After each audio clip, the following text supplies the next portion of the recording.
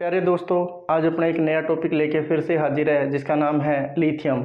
आज अपने लिथियम के बारे में पढ़ेंगे और लिथियम के बारे में इतना कुछ पढ़ेंगे कि क्योंकि लिथियम एक इम्पोर्टेंट टॉपिक है सेंट्रल गवर्नमेंट में, ESIC, RML, DSSB चाहे कुछ भी है, एम्स है, उन सब के अंदर ये सबसे एक इम्पोर्टेंट टॉपिक माना जाता है और स्टेट गवर्नमेंट भी इसको ज़्यादा फोकस करती है इस क्वेश्चन के ऊपर कि लिथियम के बारे में जो क्वेश्चन बनते हैं आज अपने उस पर बात करेंगे।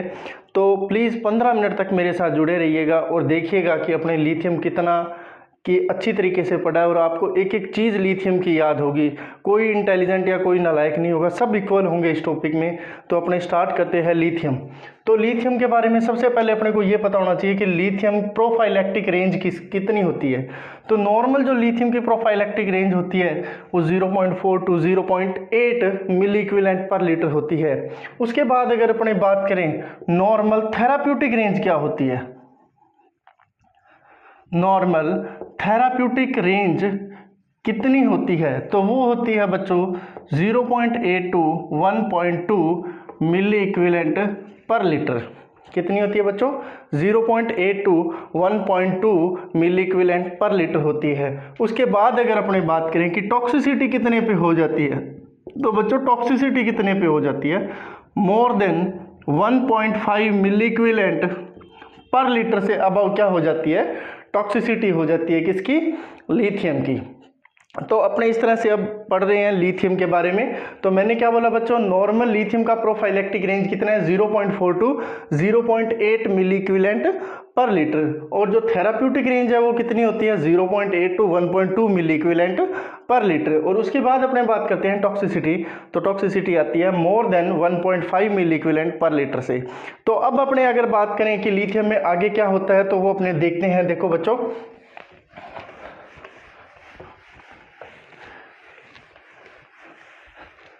कि लिथियम का यूज कहाँ होता है, कि लिथियम का यूज कहाँ होता है। मैं Li लिथियम को लिख रहा हूँ, इसके यूज कहाँ होते हैं। तो मैं ये पढ़ाने से पहले कुछ एक बात है वो आप लोगों को क्लियर करता हूँ। देखो, सबसे पहले लिथियम की हाफ लाइफ क्या होती है? लिथियम की हाफ लाइफ क्या होती है? लिथियम की बच्चों, ये इंपॉर्टेंट क्वेश्चन है, लिथियम की हाफ लाइफ होती है 24 आवर्स। क्या होती है बच्चों? लिथियम की हाफ लाइफ होती है वो 24 आवर्स होती है। उसके बाद में सबसे इंपॉर्टेंट क्वेश्चन, एक और क्वेश्चन, कि जब अपने ब्लड सैंपल कब लेते हैं, जिस पेशेंट के ब्लड सैंपल कब लेते हैं, ये क्वेश्चन पूछा जाता है। कब लिया जाता है लिथियम का सैंपल? तो सैंपल लिया जाता है लास्ट डोज के आफ्टर 12 आवर्स, आफ्टर 12 आवर्स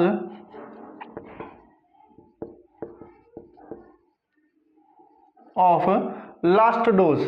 जब लास्ट डोज अपने लिए उसके 12 घंटे बाद में ही सैंपल लिया जाता है। अब एक इंपॉर्टेंट क्वेश्चन और, लिथियम अपना इफेक्ट दिखाने के लिए मिनिमम 7 डेज लेता है। इफेक्ट शो करने के लिए क्या करता है?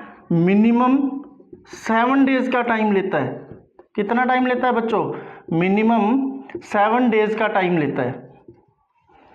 तो लिथियम कितने डेज का टाइम लेता है? 7 डेज का टाइम लेता है अपना इफेक्ट शो करने के लिए। तो अपने को कम से कम 7 दिन तक तो वेट करना पड़ेगा। अब बच्चों सारे ये बोल देते हैं कि लिथियम ड्रग ऑफ चॉइस है किसकी? मेनिया की। देखो बच्चों, अगर मेनिया आ जाए मैं मानता हूँ आंसर सही है। अगर मेनिया आ जाए तो बच्चों मानते हैं आंसर सही है। अब मेरे को आप एक ये बात बताओ, अगर मेनिया दो तरह का है, अगर एक्यूट मेनिक है या क्रोनिक मेनिक है। देखो बच्चों, एक्यूट मेनिया है या क्रोनिक मेनिया है। अब मेरी बात सुनो, अपने एक चीज बोली है कि लिथियम 7 दिन से तो पहले चांस ही नहीं है कि अपना इफेक्ट दिखाएगी। तो लिथियम 7 दिन से तो पहले अपना इफेक्ट दिखाती नहीं है, तो फिर आप एक्यूट मेनिया को कैसे ट्रीट कर लोगे? लिथियम से क्या ट्रीट कर लोगे एक्यूट मेनिया को? बिल्कुल भी नहीं कर पाओगे। तो जो एक्यूट मेनिया होता है, एक्यूट मेनिया के अंदर ड्रग ऑफ चॉइस है वो लिथियम नहीं होती है। जो एक्यूट मेनिया है उसके अंदर ड्रग ऑफ चॉइस होती है डायजेपाम या हेलोपेरिडोल। क्या बोलते हैं? हेलोपेरिडोल। इन दोनों में से एक देंगे। क्योंकि एक्यूट मेनिया में कभी भी लिथियम यूज नहीं करते। तो बच्चों कभी भी ये मत बोलना कि एक्यूट मेनिया की ड्रग ऑफ चॉइस है वो लिथियम है। या तो आप आंसर करो मेनिया या आप आंसर करो क्रोनिक मेनिया, जबकि एक्यूट के अंदर कभी भी लिथियम इफेक्ट शो नहीं करती, क्योंकि ये 7 दिन बाद तो असर करती है। उसके बाद अपने देखें नंबर 2 कहाँ यूज कर सकते हैं। देखो प्रोफाइलैक्सिस के रूप में यूज कर सकते हैं। किसके? बाइपोलर डिसऑर्डर के। किसके? बाइपोलर डिसऑर्डर के प्रोफाइलैक्सिस में यूज कर सकते हैं। नेक्स्ट और किस में यूज कर सकते हैं? ट्रीटमेंट करने के लिए। किसका? Treatment of bipolar disorder. किसके अंदर? बाइपोलर डिसऑर्डर के अंदर। अब जो सबसे इंपॉर्टेंट बात है, देखो ये चीज आप याद रखना, मैं अभी आपको नेक्स्ट पॉइंट में समझा रहा हूं कि क्यों। क्योंकि देखो अपने क्या होता है, अगर सीवियर ल्यूकोपीनिया है, सीवियर ल्यूकोपीनिया है, उस कंडीशन में भी अपने क्या कर सकते हैं? लिथियम यूज कर सकते हैं। बड़ा इंपॉर्टेंट पॉइंट है ये, सीवियर ल्यूकोपीनिया में भी अपने क्या कर सकते हैं? लिथियम यूज कर सकते हैं। तो अपनी कुछ बातें थी उनको अपने डिस्कशन करते हैं दोबारा कि लिथियम यूज कहाँ करते हैं। तो बच्चों मेनिया आंसर हो तो मेनिया करो, अगर मेनिया के अंदर एक्यूट और क्रोनिक मेनिया दोनों तो आंसर चूज करना क्रोनिक मेनिया, क्योंकि एक्यूट मेनिया के अंदर लिथियम इफेक्ट शो नहीं करती है। क्यों नहीं करती है? उसका रीजन ये है क्योंकि लिथियम 7 दिन बाद तो अपना इफेक्ट शो करती है। उसके बाद अगर अपने बात करें तो एक्यूट मेनिया में फिर अपने क्या देंगे? एक्यूट मेनिया में ड्रग ऑफ चॉइस होती है बच्चों, होती है डाइजिपाम और हेलोपेरिडोल। उसके बाद अपने बात करते हैं लिथियम और कहाँ यूज कर सकते हैं। तो बच्चों प्रोफाइलैक्सिस के रूप में यूज कर सकते हैं बाइपोलर डिसऑर्डर के अंदर। बाइपोलर डिसऑर्डर को ट्रीट करने के लिए अपने काम में ले सकते हैं। और सीवियर ल्यूकोपीनिया की कंडीशन होती है, उस कंडीशन में अपने क्या यूज कर सकते हैं? लिथियम यूज कर सकते हैं। तो अब अपने बात करते हैं आगे कि और क्या होता है। तो सबसे पहले अपने बात करते हैं लिथियम के साइड इफेक्ट की। किसकी बात करते हैं बच्चों? लिथियम के साइड इफेक्ट के।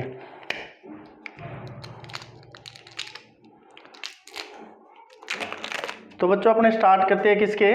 लिथियम के साइड इफेक्ट की बात करते हैं। तो बच्चों इसको याद रखने के लिए आपने एक इंपॉर्टेंट चीज याद रखनी है। वो क्या याद रखनी है? कि लिथियम को लिथियम के नाम से याद रखो, लिथियम को लिथियम के नाम से ही याद रखो, लिथियम को लिथियम के नाम से याद रखो। क्यों याद रखो? देखो Li के बारे में अपने अभी बात करेंगे, T के बारे में बात करेंगे, H के बारे में बात करेंगे, IU के बारे में बात करेंगे और M के बारे में बात करेंगे। तो लिथियम के जो साइड इफेक्ट है बच्चों, उसमें सबसे पहले अगर अपने बात करते हैं तो वो आता है ल्यूकोसाइट।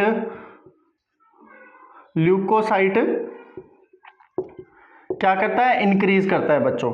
नंबर 2 बच्चों ये ट्रेमर करता है, ट्रेमर कोज करता है बच्चों। ये क्या करता है? हाइपोथायरॉयडिज्म करता है। क्या करता है? हाइपोथायरॉयडिज्म करता है।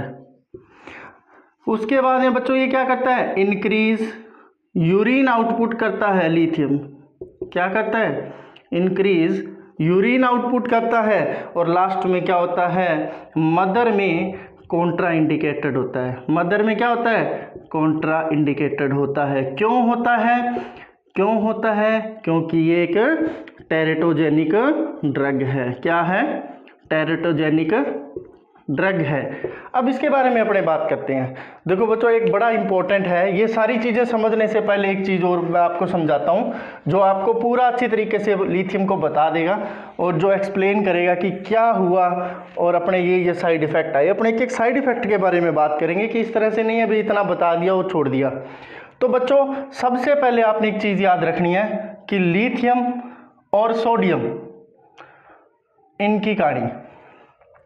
उससे भी पहले एक चीज याद रखना, सोडियम और वाटर इन दोनों का प्यार है। ठीक है, इन दोनों का क्या है? प्यार है। पर प्यार कौन सा है? वन साइडेड लव है। क्या है बच्चों? वन साइडेड लव है, जो आजकल बड़ा ज्यादा चल रहा है। बच्चों अपने क्या पढ़ रहे हैं?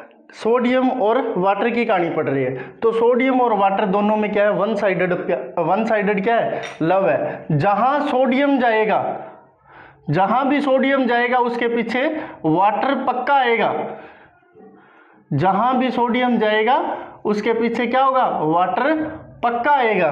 पर जहां वाटर जाए वहां सोडियम जाए जरूरी नहीं है, क्योंकि मैंने एक बात बोली है बच्चों, क्योंकि सोडियम और वाटर में प्यार है बट एक तरफा, जहां सोडियम जाएगा उसके पीछे वाटर जरूर जाएगा। तो अब अपने बात करते हैं, ये देखते हैं लिथियम और सोडियम के जो रिसेप्टर होते हैं बच्चों, लिथियम और सोडियम के रिसेप्टर होते हैं वो सेम होते हैं। वो क्या होते हैं बच्चों, सेम होते हैं। मैं एक बार फिर से बोल रहा हूं कि लिथियम और सोडियम के रिसेप्टर होते हैं बच्चों, वो होते हैं सेम। अब देखो इससे क्या होगा, मान लो ये लिथियम के रिसेप्टर थे, सॉरी सोडियम के रिसेप्टर थे, और यहाँ पे क्या बाइंड होना था, सोडियम बाइंड होना था। ये क्या थे, सोडियम के रिसेप्टर थे, समझ आ रहा है।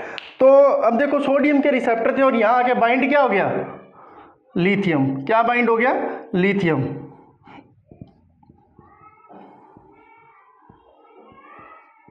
बच्चों ये देखो इसके साथ क्या बाइंड हो गया, लिथियम आके बाइंड हो गया।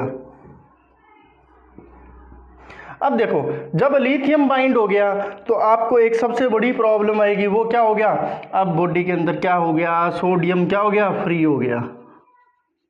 समझ आया बच्चों, सोडियम क्या हो गया, फ्री हो गया, क्योंकि सोडियम के रिसेप्टर पे बाइंड क्या कर गया है, लिथियम। जब लिथियम बाइंड कर गया तो सोडियम क्या हो गया, फ्री हो गया। अब सोडियम फ्री हो गया तो सोडियम क्या होगा, रीनल के थ्रू क्या होगा, एक्सक्रीट होगा। रीनल के थ्रू एक्सक्रीट होना है सोडियम।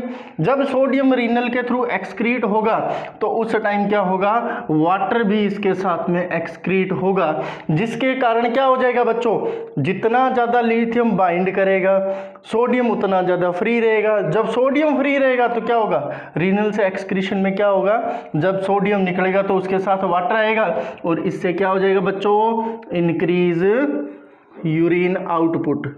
क्या हो जाएगा बच्चों, इंक्रीज यूरिन आउटपुट। ये बड़ा एक इंपॉर्टेंट बात है, देखना इसमें से काफ़ी चीज़ें अपने एक साथ ही पढ़ेंगे, एक एक चीज़ पढ़ेंगे। अपने एक साइड इफेक्ट पढ़ा था लिथियम का, वो कौन सा था, इंक्रीज यूरिन आउटपुट। अपने इसको एक्सप्लेन कर चुके हैं बच्चों, क्यों हुआ इंक्रीज यूरिन आउटपुट। ये देखो क्वेश्चन, इंक्रीज यूरिन आउटपुट हुआ, क्यों हुआ, क्योंकि सोडियम की जगह लिथियम बाइंड कर गया, और लिथियम बाइंड करने के बाद में क्या हुआ, देखो जब लिथियम बाइंड कर गया तो क्या होगा, सोडियम फ्री हो गया, रीनल से एक्सक्रीट होगा। जब रीनल से एक्सक्रीशन होगा तो सोडियम को साथ लेके आएगा, क्योंकि मैं तुम्हें बता चुका हूँ सोडियम और वाटर में प्यार है, वो भी कौन सा, एक तरफा। तो अब क्या होगा, सोडियम जब बाहर निकलेगा, जब सोडियम बाहर निकलेगा तो क्या होगा, उसके साथ में वाटर भी बाहर निकलेगा और क्या हो जाएगा, इंक्रीज यूरिन आउटपुट। अब बच्चों दो तीन चीज़ें हैं वो अपने यहीं पे क्लियर कर लेते हैं। देखो जो भी ड्रग्स आपने ली है, देखो बच्चों जो भी ड्रग्स आपने ली है उसका एक्सक्रीशन होना बहुत ज़्यादा जरूरी है। समझ आ रहा है बच्चों, जब भी अपने कोई भी ड्रग्स लेते हैं उसका एक्सक्रीशन होना बहुत कंपलसरी है। और एक्सक्रीशन किसका, लिथियम का एक्सक्रीशन किसके द्वारा होता है, वो होता है रीनल के द्वारा। किसके द्वारा होता है बच्चों, रीनल के द्वारा होता है। लिथियम का एक्सक्रीशन किसके द्वारा होता है बच्चों, रीनल के द्वारा होता है। तो अब अपन कुछ एक चीजें देखते हैं, इन्हीं में से कुछ चीजें देखते हैं। देखो बच्चों अगर लिथियम का एक्सक्रीशन किसके द्वारा हो रहा है, रीनल के द्वारा हो रहा है, तो अपने को क्या क्या देखना है, अपने को देखो अब ये जो रीनल थी उसमें क्या था, लिथियम बाइंड कर गया था। तो अब जब लिथियम बाइंड कर गया तो लिथियम बाहर नहीं निकलेगा। तो अपने को सबसे एक चीज स्टार्ट के अंदर देखनी है, क्योंकि जब भी अपने लिथियम क्या करनी है, स्टार्ट करनी है, उस पेशेंट का क्या चेक कराना है, सीरम इलेक्ट्रोलाइट चेक करवाना जरूरी है। क्या जरूरी है, सीरम इलेक्ट्रोलाइट। भाई सीरम इलेक्ट्रोलाइट चेक कराएंगे, पर सीरम इलेक्ट्रोलाइट में भी कौन सा चेक करवाएंगे, ये बड़ा इंपॉर्टेंट है। कौन सा चेक करवाएंगे जी, सोडियम चेक करवाएंगे। कौन सा चेक करवाएंगे, serum sodium level, serum sodium check कराएंगे। भाई सीरम सोडियम चेक कराएंगे। अब सीरम सोडियम क्यों चेक करवाएंगे, ये भी बात करते हैं। मान लो खुदा ना खास्ता पेशेंट किसका है, हाइपोनेट्रीमिया का। क्या है, हाइपोनेट्रीमिया का। विजिबल है, विजिबल है। तो हाइपोनेट्रीमिया देखो बच्चों, अब क्या है, हाइपोनेट्रीमिया को यहां पढ़ लेते हैं, कोई बात नहीं। Hypo hyponatraemia. अगर बाय द वे पेशेंट किसका है, हाइपोनेट्रीमिया का है, तो प्रॉब्लम क्या होगी। देखो बच्चों, अगर हाइपोनेट्रीमिया है तो क्या होगा, उस जगह लिथियम बाइंड कर जाएगा। जब लिथियम बाइंड कर गया तो लिथियम क्या हो जाएगा, एक्सक्रीट नहीं हो पाएगा, लिथियम एक्सक्रीट नहीं हो पाएगा और क्या हो जाएगी, लिथियम की टॉक्सिसिटी। क्या हो जाएगी, लिथियम की टॉक्सिसिटी। तो बच्चों अपने को ध्यान रखना है। देखो मैंने क्या कहा, इंपॉर्टेंट बातें देखो कहाँ कहाँ से कौन कौन से क्वेश्चन बन रहे हैं उन सभी को अपने देख ही लेते हैं बच्चों। देखो मैंने क्या कहा, लिथियम है तो वो एक्सक्रीशन होता है किससे, रीनल से होता है। तो रीनल से होता है, जब अपने को लिथियम स्टार्ट करनी है उससे पहले सीरम इलेक्ट्रोलाइट चेक कराना है, क्योंकि उसमें सीरम सोडियम लेवल चेक कराना बड़ा जरूरी है, क्योंकि इससे अगर पेशेंट को हाइपोनेट्रीमिया हुआ तो पेशेंट को क्या हो जाएगा, लिथियम की टॉक्सिसिटी हो जाएगी बच्चों। क्या हो जाएगा, लिथियम की टॉक्सिसिटी हो जाएगी।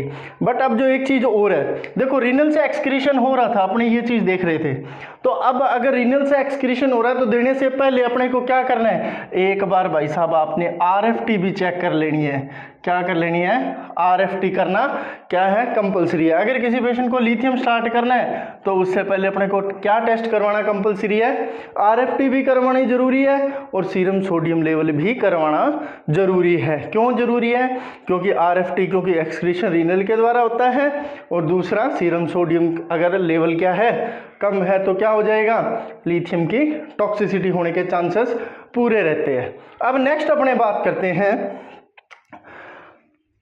Leucocyte increase.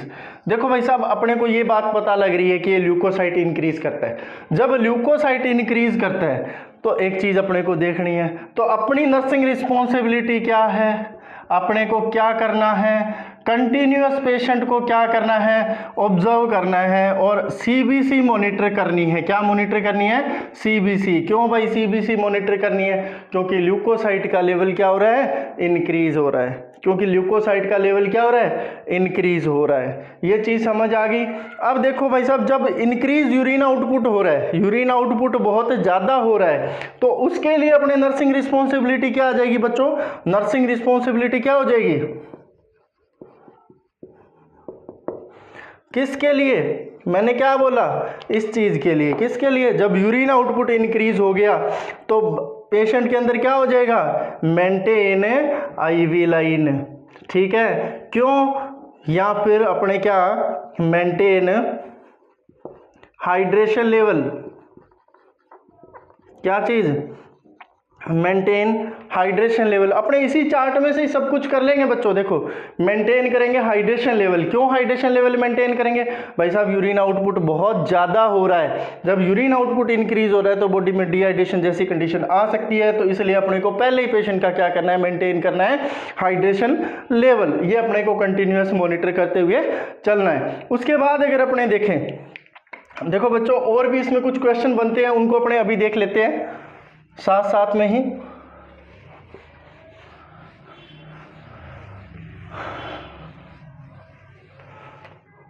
देखो मैंने एक बात बताई थी कि लिथियम ड्रग ऑफ चॉइस है, किसके अंदर, लिथियम ड्रग ऑफ चॉइस होती है, अपने सीवियर ल्यूकोपीनिया होता है उस कंडीशन में यूज कर सकते हैं। तो क्यों यूज कर सकते हैं, क्योंकि लिथियम का साइड इफेक्ट क्या होता है, ल्यूकोसाइट इंक्रीज करवाती है, इसलिए अपने लिथियम यूज कर सकते हैं कुछ एक कंडीशंस के अंदर। उसके बाद में अपने बात करें तो इन चीज़ों को साथ में अपने सारों को एक साथ लेके चलते हैं। अगर आपसे पूछे कि एक पेशेंट है उसके लिथियम चल रहा है तो उसको डाइट क्या देंगे भाई साहब, तो ये चीज़ आपको पता होनी चाहिए, क्योंकि पेशेंट में लेवल किसका कम हो रहा है, सोडियम का लेवल कम हो रहा है, तो उसको अपने क्या देंगे भाई साहब, सीरम सोडियम अपने कौन सी डाइट देंगे, सोडियम डाइट देंगे। कौन सी डाइट देंगे, सोडियम डाइट देंगे, प्लस में हाइड्रेशन क्या रखेंगे, मेंटेन रखेंगे। क्या रखेंगे, हाइड्रेशन मेंटेन रखेंगे।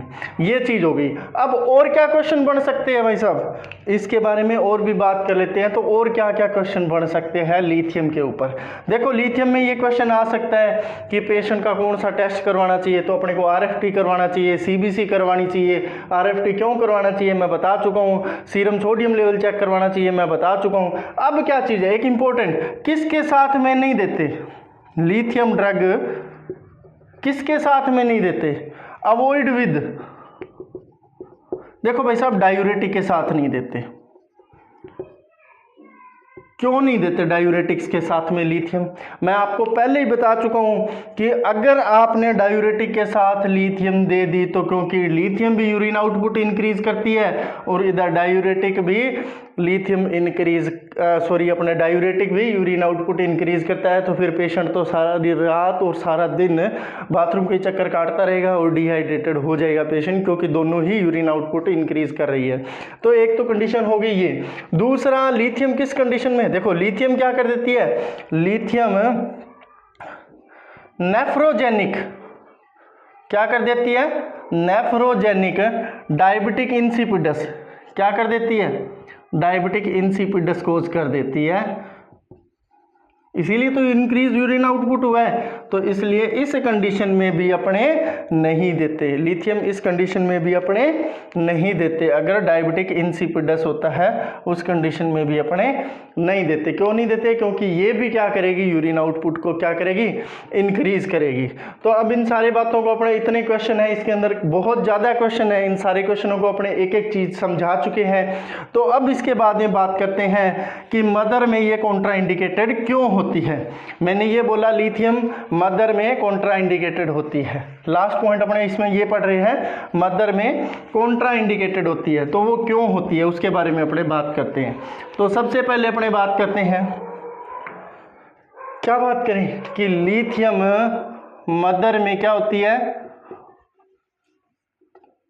मदर में कॉन्ट्रा इंडिकेटेड होती है। क्या होती है, कॉन्ट्रा इंडिकेटेड होती है। लिथियम मदर में कॉन्ट्रा इंडिकेटेड होती है। क्यों होती है, क्योंकि ये क्या कर देती है, एब्स्टीन बार एनोमलीज क्या कोज कर देती है, एब्स्टीन बार एनोमलीज कर देती है, जिसके कारण क्या हो जाता है भाई साहब, ट्राइकस्पिड अट्रेसिया।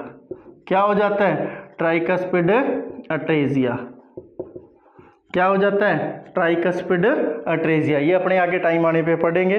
तो लिथियम मदर में कॉन्ट्रा इंडिकेटेड होती है। क्यों होती है, क्योंकि ये कोज कर देती है एब्स्टीन बार एनोमलीज, और एब्स्टीन बार एनोमलीज के कारण क्या हो जाता है उस पेशेंट में, ट्राइकस्पिड अट्रेसिया। तो इतने क्वेश्चन बन रहे हैं, बहुत ज़्यादा क्वेश्चन बनते हैं। उसके बाद में अपने बात करते हैं साइड इफेक्ट। अगर आपसे पूछा जाए, ये तो कॉमन साइड इफेक्ट थे, अगर भाई साहब आपसे पूछा जाए कि लिथियम का मोस्ट कॉमन साइड इफेक्ट क्या है, एक बड़ा गजब क्वेश्चन आता है, लिथियम का मोस्ट कॉमन साइड इफेक्ट क्या है। देखो भाई साहब, अगर ये क्वेश्चन आ जाए तो बेस्ट आंसर है आपका नोजिया। अगर ये, सॉरी नोजिया नहीं, आप बेस्ट आंसर आपका आएगा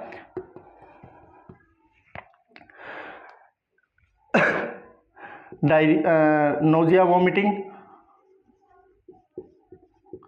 क्योंकि इसमें इंक्लूड होता है, वो होता है डाइजेस्टिव सिस्टम। सबसे पहले इसमें क्या होता है, जीआई अपसेट होता है। क्या होता है, जीआई अपसेट होता है। अगर आपसे सेकंड, ये फर्स्ट आ गया, अगर आपसे सेकंड मोस्ट कॉमन पूछे, देखो सेकंड मोस्ट कॉमन पूछे, फिर आपका जो आंसर आता है वो आता है ट्रेमर। वो क्या आता है बच्चों, ट्रेमर। ठीक है, ट्रेमर आता है। अब उसके बाद में अपने बात करते हैं, ये दो चीज़ आ गए। अब अपने बात करते हैं इसकी टॉक्सिसिटी लेवल की, कि कौन सी टॉक्सिसिटी होती है, क्या टॉक्सिसिटी होती है, ये इसके साइड इफेक्ट अपने बात कर रहे थे। अब अपने बात करते हैं लिथियम की टॉक्सिसिटी। किसकी बात करते हैं बच्चों, लिथियम की टॉक्सिसिटी की बात करते हैं, लिथियम की टॉक्सिसिटी की बात करते हैं। देखो बच्चों, लिथियम की टॉक्सिसिटी है वो दो टाइप में डिवाइड होती है। देखो बच्चों, लिथियम को अपने दो पार्ट में डिवाइड करते हैं टॉक्सिसिटी को। देखो, एक तो होती है सबसे पहले अकॉर्डिंग टू रेंज। क्या होती है बच्चों, अकॉर्डिंग टू रेंज। देखो अकॉर्डिंग टू रेंज में क्या होता है, अकॉर्डिंग टू रेंज में होता है mild, moderate and severe form. क्या क्या होती है, माइल्ड, मॉडरेट एंड सीवियर। तो माइल्ड में टॉक्सिसिटी कहाँ होती है, देखो 1.5 to 2.0 milliequivalent per litre. क्या होती है, 1.5 टू 2.0 मिली इक्विवेलेंट पर अपने हो जाए तो ये क्या होती है, माइल्ड टॉक्सिसिटी होती है। उसके बाद में आती है मॉडरेट टॉक्सिसिटी। मॉडरेट टॉक्सिसिटी होती है 2.0 to 2.5 milliequivalent per litre होती है। तो बच्चों इसमें क्या क्या सिम्टम इंक्लूड होते हैं, इसमें मैंने वही बताया आपको, GI अपसेट होगा प्लस में पॉलीयूरिया होगा। क्या होगा? GI अपसेट प्लस पॉलीयूरिया होगा। उसके बाद में आती है सीवियर। सीवियर में क्या होता है? मोर देन 2.5 होता है। क्या होता है? More than 2.5 milliequivalent per litre होता है। इसमें क्या क्या होता है? इसमें देखो बच्चों CNS इन्वॉल्व हो जाता है। क्या हो जाता है? CNS इन्वॉल्व हो जाता है, सेंट्रल नर्वस सिस्टम। इसमें क्या क्या आता है? कंफ्यूजन में जा सकता है पेशेंट, सीजर आ सकते हैं, हेलुसिनेशन हो सकता है। ठीक है, ये सारे इसके अंदर आएंगे। तो ये चीज़ अपने किस में आई? सीवियर के अंदर इंक्लूड की। अब मैंने आपको बताया माइल्ड टॉक्सिसिटी 1.5 टू 2.0 और मॉडरेट कितनी? 2.0 से 2.5, जिसमें GI अपसेट प्लस पॉलीयूरिया के सिम्टम आएंगे। और सीवियर आएगी वो मोर देन 2.5 मिली इक्विवेलेंट आएगा, जिसमें CNS इन्वॉल्व होगा। और CNS इन्वॉल्व में सिम्टम कौन कौन से आएंगे वो मैं आपको बता चुका हूँ, कन्फ्यूज़न, सीजर और हेलुसिनेशन भी हो सकता है। अब आता है अकॉर्डिंग टू ड्यूरेशन। क्या आता है? According to duration. एक आती है एक्यूट, एक आती है क्रॉनिक। एक्यूट और दूसरी कौन सी? क्रॉनिक। दो तरीके की अपने मानते हैं टॉक्सिसिटी अकॉर्डिंग टू ड्यूरेशन, एक तो एक्यूट टॉक्सिसिटी और एक क्रॉनिक टॉक्सिसिटी। एक्यूट में क्या हो जाए? एक्यूट में क्या हो जाए? मोर देन 4.0, क्या हो जाए? मोर देन 4.0 मिली इक्विवेलेंट पर लीटर अबव हो जाए। और क्रोनिक में कितने से अबव हो जाए? More than 2.5 milliequivalent per litre से अबव हो जाए तो अपने उसको क्या बोल देते हैं? क्रोनिक लिथियम टॉक्सिसिटी बोल देते हैं। जब ये इतना कुछ हो गया, देखो बच्चों ये समझ आ गया क्रोनिक ड्यूरेशन। अब लिथियम की टॉक्सिसिटी हो गई पेशेंट को। अब देखो पेशेंट को लिथियम की टॉक्सिसिटी हो गई है, अब अपने क्या करेंगे? देखो लिथियम की टॉक्सिसिटी होने के बाद क्या करेंगे?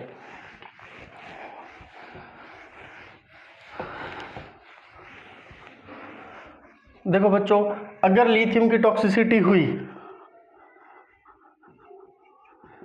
क्या हुई बच्चों? लिथियम की टॉक्सिसिटी हुई तो इसमें क्या होता है? जो यूनिवर्सल एंटीडोट होता है, यूनिवर्सल एंटीडोट क्या होता है बच्चों? कौन सा? Activated charcoal. क्या होता है? Activated charcoal. तो बच्चों वो इसमें इफेक्ट नहीं करता, इसमें इफेक्ट नहीं करता। यूनिवर्सल जो एंटीडोट होता है एक्टिवेटेड चारकोल वो इसमें अपने नहीं देते क्योंकि इसका इफेक्ट नहीं आता। तो अपने फिर क्या करते हैं? अपने क्या करते हैं इसके अंदर सबसे इंपॉर्टेंट बात कि लिथियम टॉक्सिसिटी हो गई तो क्या करोगे आप? विद इन 1 आवर्स के अंदर, कब? जब लिथियम टॉक्सिसिटी हो गई है, लिथियम की टॉक्सिसिटी हो चुकी है तो उसके विद इन 1 आवर्स के अंदर, कब? विद इन 1 आवर्स के अंदर अपने क्या करेंगे? गैस्ट्रिक लावाज कर देंगे। बच्चों क्या कर देंगे? गैस्ट्रिक लावाज कर देंगे। अपने पास यही ऑप्शन बचता है बच्चों, अपने क्या कर देंगे? गैस्ट्रिक लावाज कर देंगे। और अगर 1 घंटे से टाइम ज़्यादा हो गया है फिर अपने को हार के किस पे आना पड़ता है? हीमोडायलिसिस पर, जिसको बेस्ट मैनेजमेंट माना जाता है। किस पे आ जाएंगे अपने? हीमोडायलिसिस पर। अगर विद इन 1 आवर्स के अंदर है तो अपने गैस्ट्रिक लावाज कर देंगे। अगर विद इन 1 आवर से टाइम ज़्यादा हो गया है फिर अपने क्या करेंगे बच्चों? क्या करेंगे? हीमोडायलिसिस करेंगे। हीमोडायलिसिस की भी कुछ शर्तें होती है, वो बात करते हैं अपने। कौन कौन सी शर्तें होती है? देखो अगर हीमोडायलिसिस की बात करें तो CNS अगर इन्वॉल्व हो गया है तो हीमोडायलिसिस कर देते हैं, एक इम्पॉर्टेंट बात। नंबर 2, अगर एक्यूट है कंडीशन और उसमें क्या है? सीरम का लिथियम लेवल कितने से अबव हो गया है? एक्यूट में कितने से? मोर देन 4.0 मिली इक्विवेलेंट पर लीटर से। और अगर क्रोनिक है तो कितने से? सीरम लिथियम लेवल कितने से अबव हो जाए? More than 2.5 milliequivalent per litre.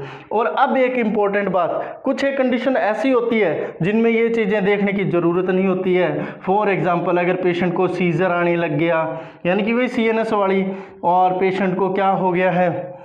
Patient किस में है, कन्फ्यूज़न में है, इन कंडीशन में अपने कर सकते हैं। और पेशेंट किस में है, CHF में, कंजस्टिव हार्ट फेलियर है, उसके अंदर भी अपने डायरेक्ट हीमोडायलिसिस कर सकते हैं। उसका रीज़न ये है क्योंकि अगर CHF वाला पेशेंट है उसको तो फ्लूइड कॉन्ट्रा इंडिकेटेड होता है, और इसमें अपने लिथियम को क्या करना है, फ्लूइड बहुत ज़्यादा देना है, तो ताकि वो बॉडी से एक्सक्रीट हो जाए।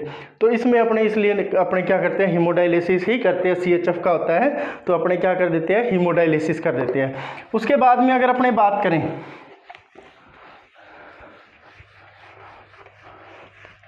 ये बच्चों लिथियम की टॉक्सिसिटी थी। मैं पहले ही बता चुका हूँ कि लिथियम से सबसे बड़ी बात होती है, लिथियम में स्टाफ को क्या करना है, हाइड्रेशन लेवल बहुत ज़्यादा मेंटेन रखना है। अब उसके बाद में मैंने बतानी है आपको जो इम्पोर्टेंट बात है कि लिथियम की डोज क्या होती है।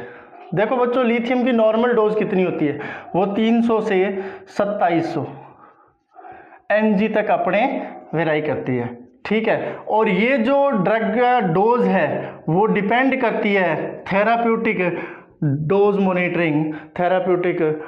मॉनिटरिंग, ये किसके ऊपर डिपेंड करती है कि आपने कितनी देनी है, वो थेराप्यूटिक डोज मॉनिटरिंग पे डिपेंड करती है। उसके बाद एक इम्पोर्टेंट बात आती है, वो क्या आती है कि लिथियम क्या कोज कर देता है। लिथियम कोज कर देता है बच्चों, सबसे इम्पोर्टेंट बात, साइलेंट सिंड्रोम। क्या कोज कर देता है, साइलेंट सिंड्रोम कोज कर देता है। कौन कर देता है, लिथियम कोज कर देता है। तो बच्चों अगर आपने लिथियम ये ढंग से पढ़ लिया तो मेरे हिसाब से लिथियम में इसके बाहर कोई भी क्वेश्चन नहीं आएगा। तो इसी उम्मीद से मैं विदा लेता हूँ आप लोगों से कि आपको समझ आया होगा, और कोशिश करना इसको टॉपिक को अच्छी तरह से पढ़ा जाए क्योंकि इसमें बहुत सारे क्वेश्चंस बनते हैं और आते भी हैं। सो थैंक यू आप लोगों का।